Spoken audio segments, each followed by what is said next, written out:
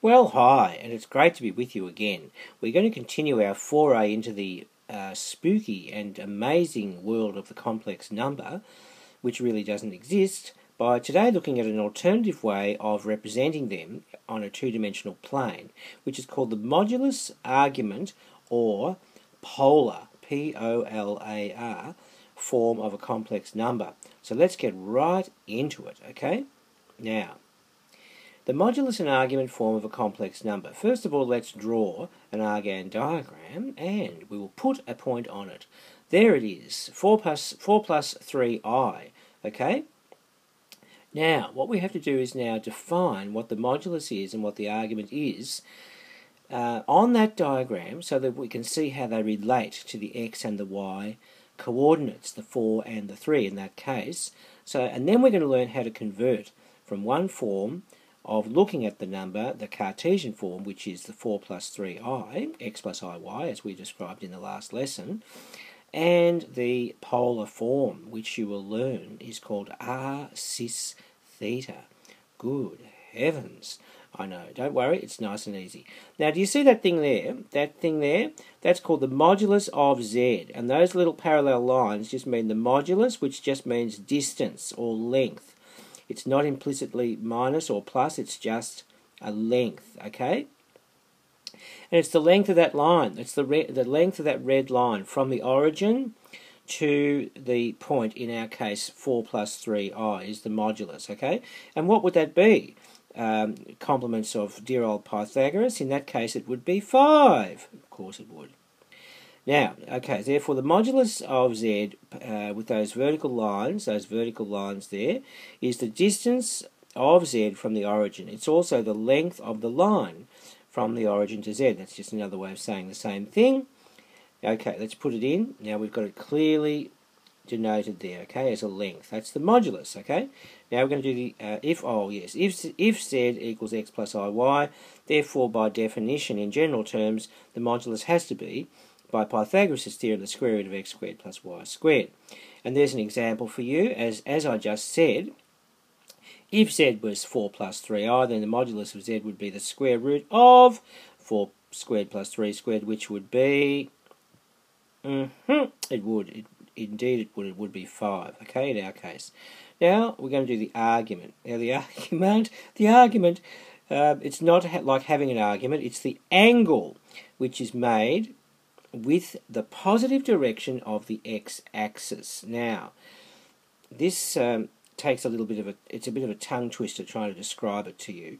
But basically, you're looking at, if this thing here was a hinge, right?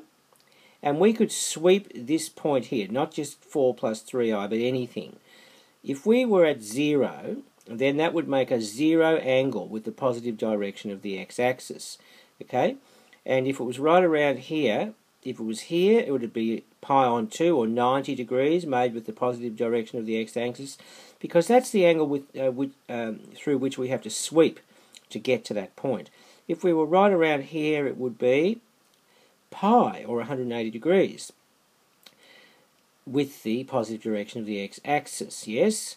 Now that's what you do for quadrant 1 or 2. It's a positive angle, but for quadrant 3 or 4, this you go around the other way. So you go minus in the clockwise direction, and you call the angle minus, up to and including, not including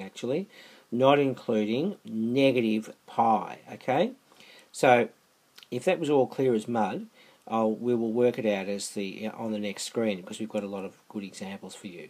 Okay, now in the example above there, say argument of z equals theta. I'll just draw it in for you. You can see it there, right? Theta, and that can go from 0 to pi inclusive if z is in quadrant 1 or 2. Okay, now quadrant 1 or 2, I'll mark them in for you. Okay, there's quadrant 1, that's quadrant 2. So, okay, so we can describe theta as going anywhere from 0 to pi inclusive if z is in quadrant 1 or 2. But if z is in quadrant 3 or 4, we go the other way. We go around in a clockwise direction, and we say it's in a negative angle, and we're sweeping clockwise, and we can go up to, but not including, negative pi. Okay, now, as I said, if that's clear as clear as mud. Don't worry, we'll do it on the next page. There's quadrant 4 and there's quadrant 3 for you, okay? Now, let's go. I'll show you. There's our Argand diagram. Now, here's a few to do. The argument of, we're still just having an argument about the argument, okay?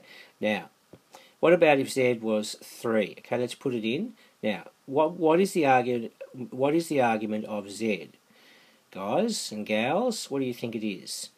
Well, that horizontal black line going from 0 to 3 makes an angle of 0 with the positive direction of the x-axis, because it is on the positive direction of the x-axis, and therefore argument of Z equals 0. No argument. Ha. Now, right, Z2 looks like being 2i. Come on, now where would that go? Yes, there it goes. Now, come on, what's the angle it makes with the positive direction of the x-axis? Yes, that's Z2. It is pi on 2. Of course it is. Are you getting the idea now? Come on, here comes another one. Right, this one looks like, look at that. Now, this angle here is pi on 4. Therefore, the angle that we have to sweep through from the positive direction of the x-axis to get there, that would be 3/4 of pi, because the whole thing, the whole straight line going from here right round to here is pi, isn't it? So therefore we're dealing with 3/4 of pi, I think, apple of my eye. Yeah? Okay, is it sinking in now? Good. That's 3/4 of pi. Good, now we'll do a different quadrant now. What have we got there? -3. Okay, I get that. That goes there, guys. Now that's the border line. That's the border. Okay? And we can't go any further than that. So that's going to be a pi. Argument of Z, 4 is pi. My, oh my, apple of my eye. And there it is. I've drawn it there for you, okay? That little blue thingy there. Okay? That sweeps from the positive direction of the x-axis through to that point there by sweeping through an angle of pi. Good. Now, how are you going? Good. Let's go with the next one. Z5. What's that? Ooh, look at that. Now, alright, now in this case, this is in quadrant 3. Now, do you remember what I said back there in that foggy explanation? If you have quadrant 3 or quadrant 4, you've got to go backwards this way and call it a minus angle. So what is the angle? I've got to sweep through to get to there. Well, this bit here is 90, isn't it? Plus another pi on 6. Okay, so now you've got to think on 6's, denominators of 6. So pi on 2 is 3 pi on 6, isn't it? 3 pi on 6 plus another pi on 6 is 4 pi on 6, and 4 pi on 6, if you cancel by 2, is 2 pi on 3. So I would say it's minus 2 pi on 3. Would you agree? Well, it's minus 2 pi on 3. Okay, 4 pi on 6 is 2 pi on 3. Oh, there it is. Thank you. I thought I'd put that in. Now, Z6, last but not least, where am I going to put that? I think I'll probably put it in quadrant 4. Yes, I did. Now, that's, what have we got there? That angle there is pi on 3. To go from the positive direction of the x-axis down to there is pi on 3. So we're calling that a minus because we're going into quadrant 4, okay? Anywhere on the under half, under the x-axis is minus angles. Above the x-axis is plus angles. So, argument of Z6 is minus pi on 3. Whoopee. Oh, now I'm going to give you a little summary now. See that sweeping red arrow line? That shows you that, okay, for quadrant 1 or 2, going up to and including pi, you do it in that direction and call them a positive angle. If you're going for under the x-axis, you go that away, clockwise instead of anti-clockwise for quadrant 3 or 4. And you don't include negative pi because that's covered in the above the x-axis just by the way we decide to do it, by convention. Okay? Do you get that? Hope so. Now this whole thing, this way of referring to the angle is called the principal argument. And it's just so that we don't have an argument about how to refer to an angle so that it has a unique name, because as you know, going around all these quadrants with different numbers of revolutions and all over the place, there's an infinite number of ways that you can refer to any individual angle, okay? For example, pi on 4 could be pi on 4, or it could be, let's think about that, it could be minus 3 pi on 4, it could be 2 pi plus pi on 4, it could be minus 2 pi and then plus pi on 4, I mean, etc, etc, etc. Just so we just have one way of referring to an angle, okay? It's called the principal argument, okay? The principal argument. Now, sometimes referred to with capital A to denote principal argument. If you just see little a, that can mean not the principal argument where we haven't applied this rule, okay? So, yeah, so the principal argument is sometimes denoted with a capital A. Alright, let's have no more argument and we'll get on with some the polar form, the formal definition of the polar form of a complex number. Now, the polar form uses the modulus and the argument, funny about that, to specify a complex number, and it is an alternative representation of a complex number to the traditional Cartesian form, which is x plus iy, where x and y are both real numbers. Yes, it's called modulus argument or polar, P-O-L-A-R, polar form, not meaning cold, just meaning polar means circular kind of stuff and angles, that's what it means, okay? Polar form specifies the modulus, referred to as r for radius, okay, because we're kind of rotating around in a circular fashion, and the argument, which is referred to as theta, okay, theta, good old theta. Now, the polar form of a complex number, here we go, right? This is the definition. Here is a little Argand diagram already made and packaged for you, and you can see that on here I've basically got the x shown, I've got the y shown, I've got the r shown, I've got the theta shown, and I'm going to now define the connection between them so we can convert seamlessly and smoothly from one to the other. There's x plus iy, my oh my. Okay, that's the Cartesian form, guys. Now, let's do some trigonometry. Sine theta, now look in the little triangle, sine theta. Sine theta equals the opposite y over the hypotenuse, which is r, isn't it?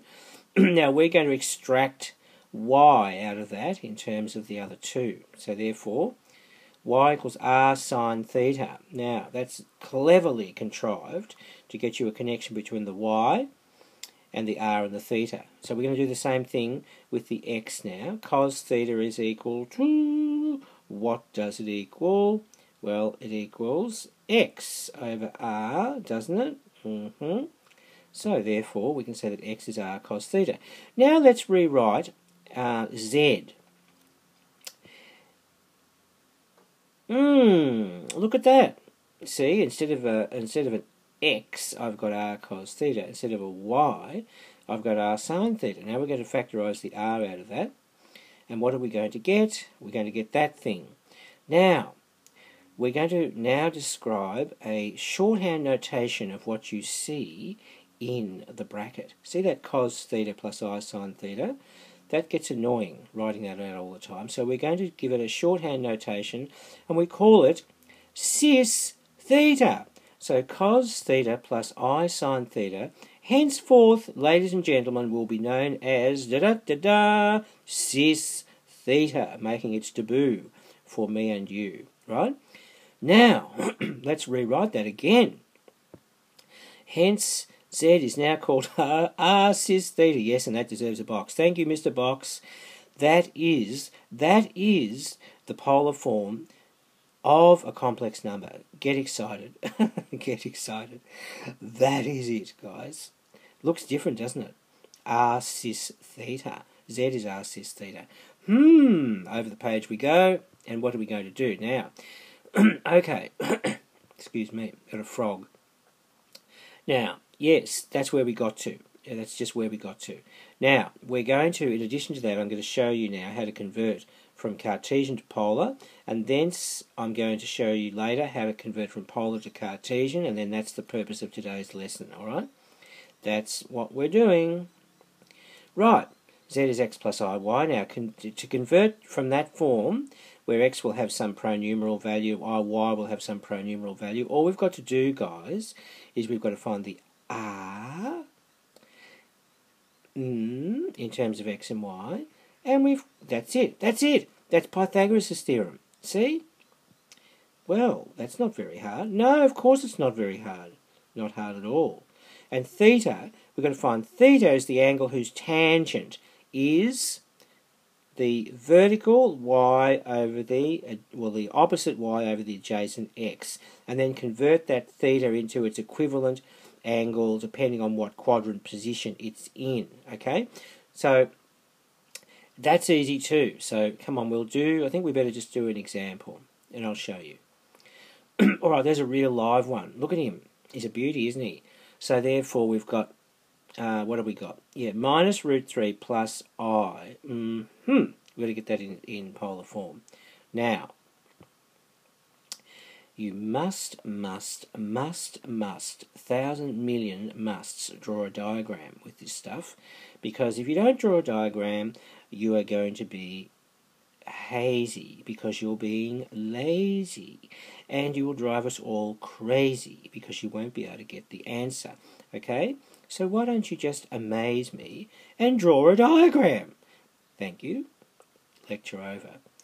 Now, there it is. Okay, so what I've done, I usually say I drive the car out of the garage over here, minus root 3, and then I drive it up the road there, 1 unit. So there's my position. Now you can see what quadrant I'm in now. It's easy to see. Okay, I'm in quadrant 2. Now we've got to get r and we've got to get theta. Okay, so there's r, and that's I haven't called that theta. I've called it alpha because that's my little angle that I'm concerned about in that triangle. If once I get that angle there, then I can easily convert that into theta, which is the sweeping angle from the positive direction of the x-axis to there. Alright? Which will just be pi minus alpha, okay? You get it? Good. Now, where are we? Oh yes, r is, by Pythagoras' theorem, is equal to the square root of root 3 squared plus 1 squared, okay? By looking at that triangle, that's easy to see why that's the case. Yes? Okay, so if you work that out, 3 plus 1 is 4, and the square root of 4 is 2, so r is going to be 2. Now the angle alpha, guys, the angle alpha, yes. Now don't worry about the minus on the root 3 so much. I just want the proportions, okay? I want the size of the opposite over the size of the adjacent to get the size of the angle alpha. The rest will take care of itself when we convert it into our theta angle, okay, from the positive direction of the x-axis.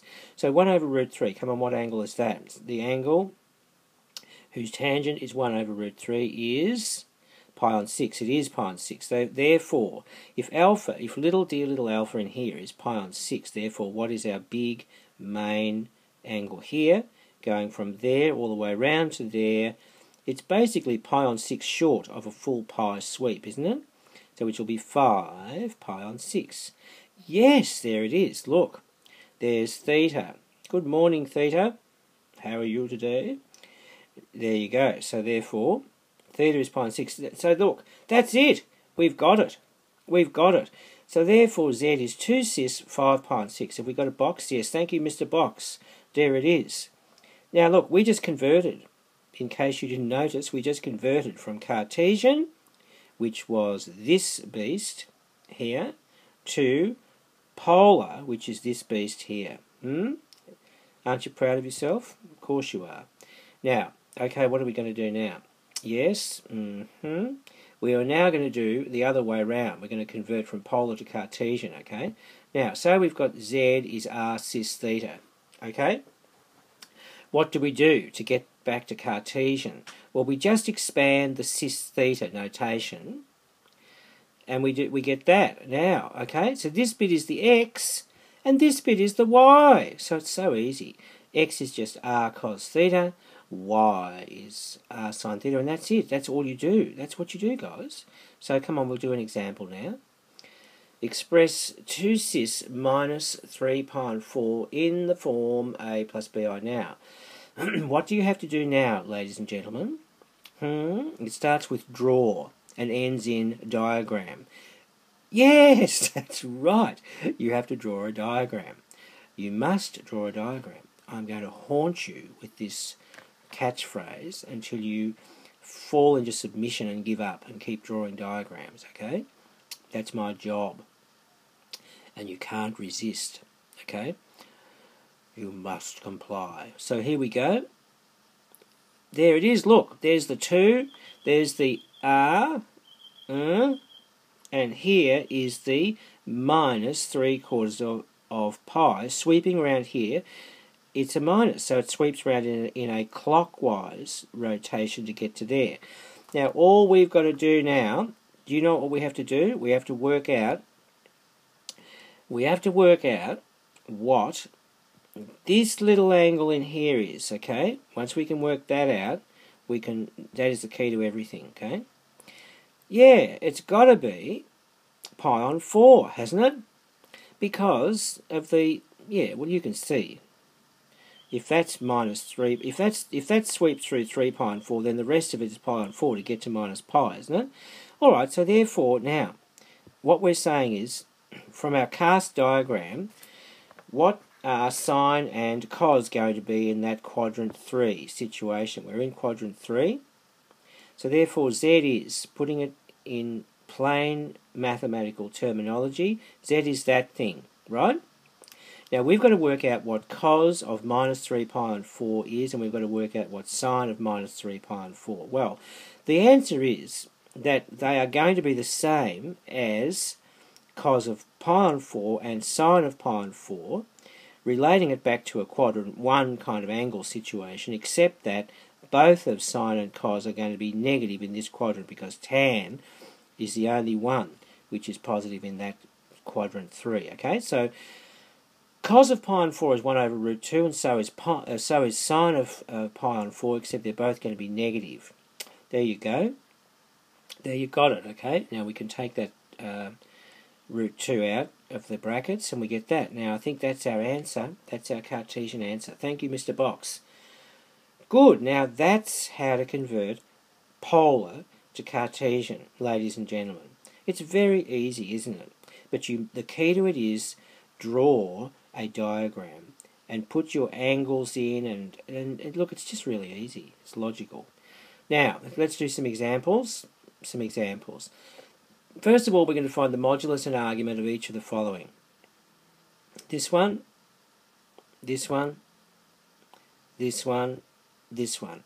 And after we finish doing this, we're going to do some converting, and then you're going to go and do some practice, okay? Yes, alright, so now, let's try A. Now, A today, let's see, we need a diagram. Draw a diagram. Yes, now minus 3i goes there, so come on, what's the modulus? What is the distance from the origin to get to that point there? And what is the angle that it makes with the positive direction of the x-axis? That's what I'm asking you. Yes? Well, of course, the modulus is, don't say minus 3, it's just 3. It's just the length, the distance. It doesn't have a minus, okay? That's why I put that one in. So, modulus is 3. The argument is, well, you've worked it out, haven't you? No argument about it. It's minus pi on 2. Did you get the minus right? Yes, very good. Okay, great. Mr. Box, thank you so much, Mr. Box. Now, what about this next one? Draw a diagram. There it is, 8. Okay, now look, I can see it straight away. What's the modulus? Yes, yes, yes. The modulus is 8. The argument is 0. Very good. Most excellent. Okay, what about the next one? Draw a diagram. You must draw a diagram, otherwise you're going to get it wrong. Okay? Am I making myself clear? I'm becoming an old nag, aren't I? But I have to, because so many students just will not draw diagrams. Now, this one here is not so simple because the point is not on the x or the y axis. It's out there in Argan cyberspace. So we've got to do a Pythagoras' theorem to get the r, and the theta we've got to work out tans of angles, yeah? So therefore, r is the square root of 2 squared plus 2 squared, which looks like 2 root 2 to me, And what about theta? It's the angle whose tangent is 2 over 2, which happens to be 1. And the angle whose tangent is 1, ladies and gentlemen, in quadrant 1 would be pi on 4. Excellent, okay? So therefore the modulus is that, and the argument is that, Mr. Box. Thank you, Mr. Box. Now you're getting it, aren't you? Great. Now what about this next one, D? Looks suitably revolting. Draw a diagram. Don't be lazy, because you'll be hazy and drive us all crazy. So don't faze me, just amaze me. Now, what are we going to do? We're going to work out what R is and what... First of all, I think we better deal with a little alpha angle in there first. Yeah, that little alpha, that little blue angle alpha. Okay, so R is pretty easy, isn't it? It's that thing. Now, if all that in English, I think a half squared is a quarter. Root 3 on 2 squared is 3 on 4. A quarter plus 3 on 4 is 1. Goodness, it's 1. It's 1. There you go. So complicated, coming out to be so simple. Now, what about the angle? Come on, we need this alpha angle. Now, alright, so look, just consider this. That's root 3 on 2, so root 3 on 2 as the opposite, divided by 1 over 2 as the adjacent, would be, with the 2's cancelling out, you'd get root 3 on 1. And the angle, which has a tangent of root 3 on 1, happens to be pi on 3. Now, if this angle here is pi on 3, therefore the rest of it from the x-axis over to the red line sweeping around would be, what would it be? 2 pi on 3. So it would be minus 2 pi on 3. That's what I'm saying. 2 pi, minus 2 pi on 3. Excellent, excellent, excellent. So therefore, there's your theta. Therefore, we're saying that the modulus is 1 and the argument is minus 2 pi on 3, and we've got it. Thank you, Mr. Box. Now, do you understand how to do this stuff now? I hope you do. It's very straightforward, but like everything, you have to practice it. You have to practice it. And you have to, what? Yes, draw a diagram. You must draw a diagram.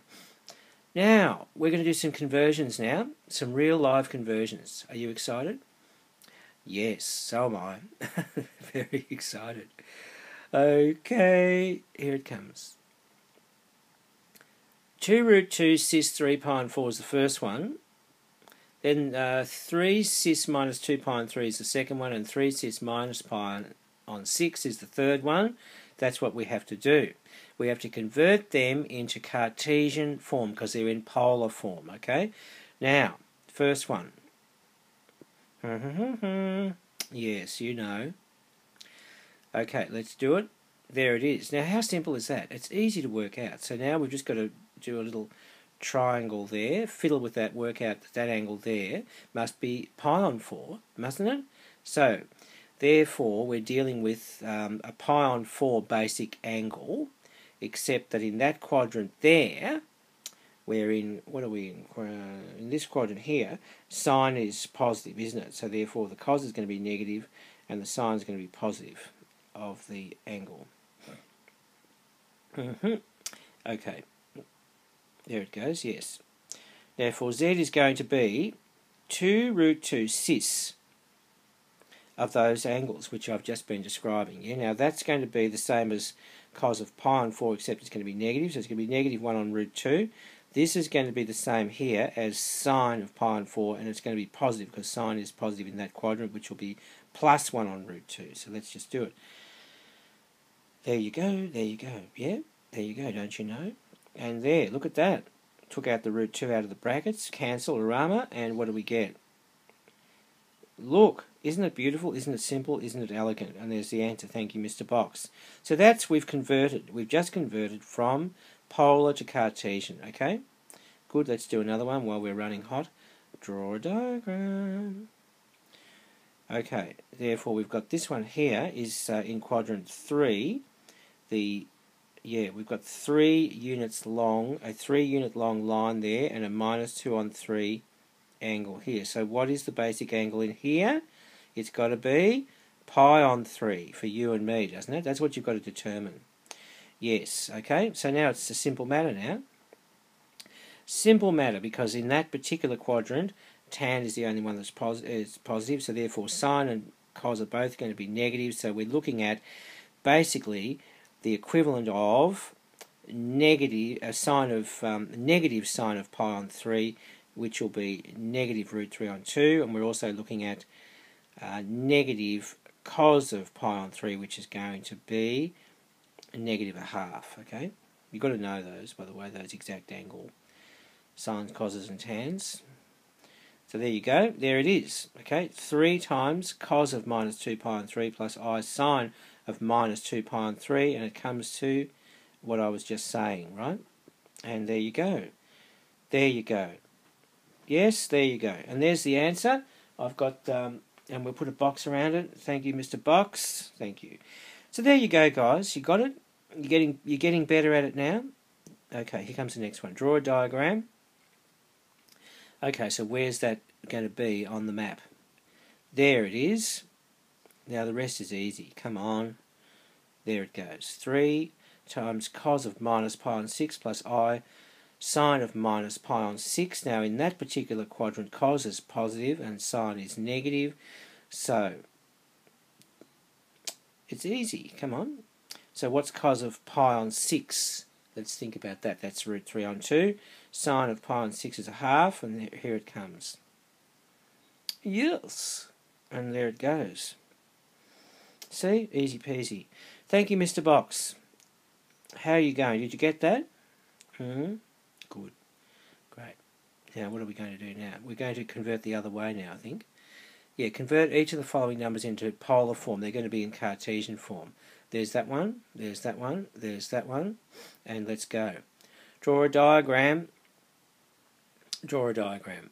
Okay, where does it go on the map? There it is. Okay, so now we're going to convert this into polar. So we need the r and we need the theta. Come on, don't we? Yes. Yes. Okay, so r is Pythagoras' theorem again. That's going to be root 2. Theta is the angle whose tangent is going to be 1 over 1. Yes, which will be pi on 4, but it'll be negative pi on 4. Yes. Yeah, that's right. And therefore, it's minus pi on 4. So therefore, in polar form, I've got root 2 cis of minus pi on 4. Great, Mr. Box. Get it? Very good. Okay, the next one. Draw a diagram. Here it comes. Put it on the map. There it is. See, it just puts everything in perspective when you draw a diagram. You can see what you're doing. Right, so we need r and we need theta, don't we? Alright, so, very good. So let's work out r. R is the square root of 1 over root 3 all squared plus 1/3 all squared, which comes to, goodness, what's that? 1 over the square root of 1 over 3 plus 1 over 9, which is 4 over 9, and the square root of 4 over 9 is 2 over 3. Okay, so now the angle, we need the angle now. The tan of theta is going to be 1/3 over 1 over root 3, which comes to root 3 over 3, and root 3 divides into 3 root 3 times, so it's 1 over root 3, which is a pi on 6 angle. Okay, and therefore we're saying that Z is 2/3 cis pi on 6, Mr. Box. Get it? Yes, you'll need to practice, but I know that you are getting this because it's very simple, it's very logical. Okay, C for you and me. Draw a diagram. Okay, what do we got? Minus root 2 minus root 2i. Okay, that's that quadrant, quadrant 3. So, yeah, we've got r and theta to work out. Excuse me. And therefore, we need an alpha first in that quadrant before we can work out theta, okay? Right. There they are, drawn in for you. That's easy now. I can see that's a 45-degree angle because the opposite and the adjacent are the same length. Okay. R is square root of da-da-da-da, yep, and that's going to be, yes, it's going to work out to be 2.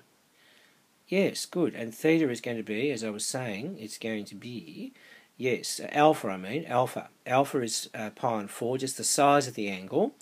Not worrying about all the minus stuff, it's just going to be pi on 4. Therefore, if alpha is pi on 4, theta will be, come on, what will it be? Yes, it will be. It'll be minus 3 pi on 4. So therefore we get Z is 2 cis minus 3 pi on 4, okay? Now, I know you can do that. Come on, I know that you can do it. Thank you, Mr. Box. Now, what else have I got cooked up for you? Find the complex conjugate of the following. I think we're very near the end now. You'll be glad to know. And me too, because I'm getting tired of all this. Z is 3 cis minus 2 pi on 3. Now, this is very interesting. I want to show you how to work out the complex conjugate when you've got something in polar form. So, and there's number B for you and me. Okay, now watch this. There's a diagram. Of course, you know that you must draw a diagram. Go now. Do you see that? That's Z, okay? There it is, shown to you in all its finery. We've got a length of line 3, and we've got an angle of minus 2 pi on 3. Now, the complex conjugate, as you know, the complex conjugate is basically the mirror image, where the mirror is the x-axis, right? Isn't it? Remember I did that when I did the first session, when we basically introduced complex numbers, okay? So there is the complex conjugate, ladies and gentlemen.